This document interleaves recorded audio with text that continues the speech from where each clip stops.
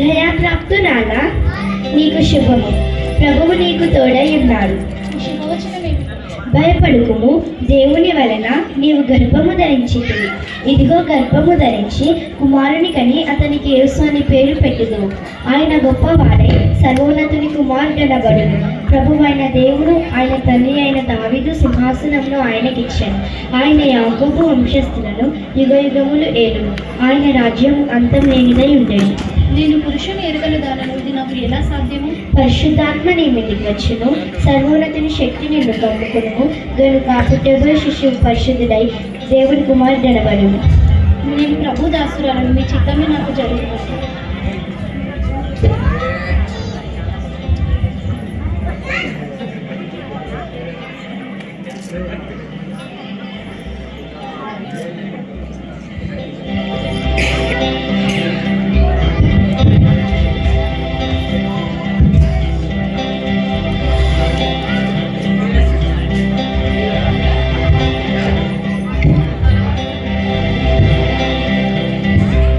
మరియ గర్భం దాల్చినదా, ఇది ఎలా సాధ్యం?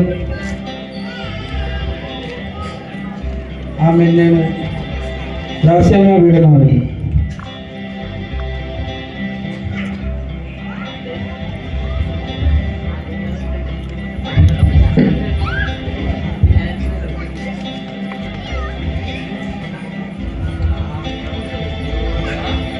యోసేపు, ఓ యోసేపు, దావీదు కుమారుడైన యోసేపు, నీ భార్య అయిన మరియను చేర్చుకొనుటకు భయపడు.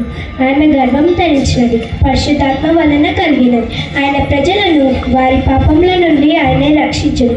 కనుక ఆయనకు యేసు అని పేరు పెట్టుదువు.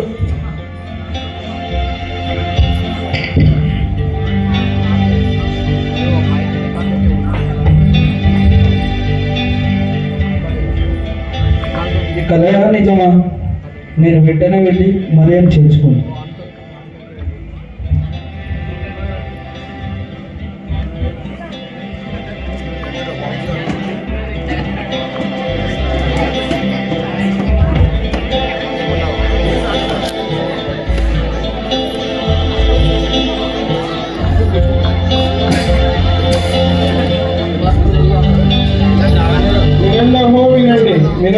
వినండి.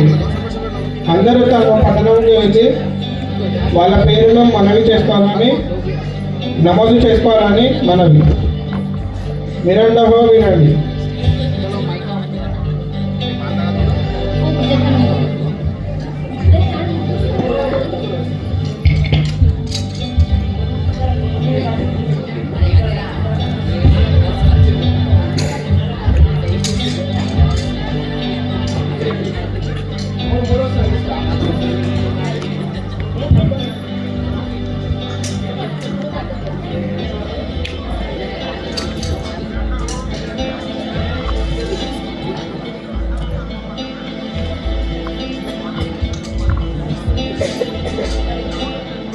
నాదా, ఇంకెంత దూరము? అదిగో కనబడుచున్నదే బెత్లెహేము.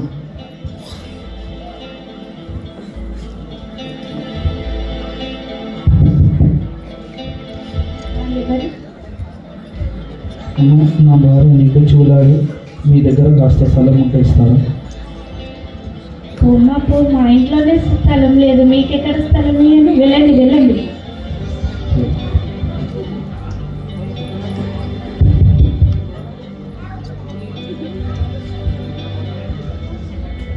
అమ్మ, మా భార్య నీకు చూడాలి, మీ దగ్గర స్థలం ఉంటే కొంచెం ఇస్తారా?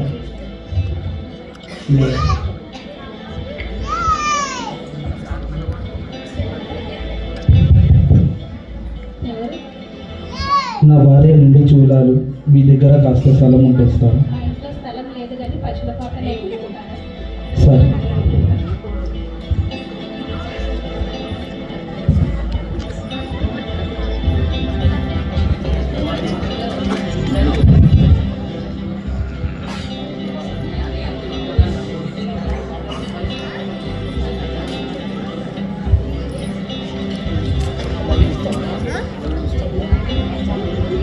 ఆహా, ఏమి ఆ చుక్క ఎంత అందంగా ఉన్నదో! ఎక్కడో ఎవరో మహానుభావుడు పుట్టి ఉండవని. ఆ నక్షత్రము భలే వింతగా ఉన్నది.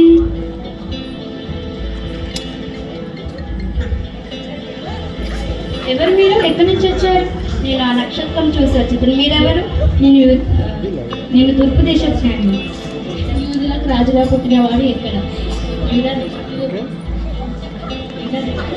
యూదా దేశపు జ్ఞాని. పదండి మనం అందరం కలిసి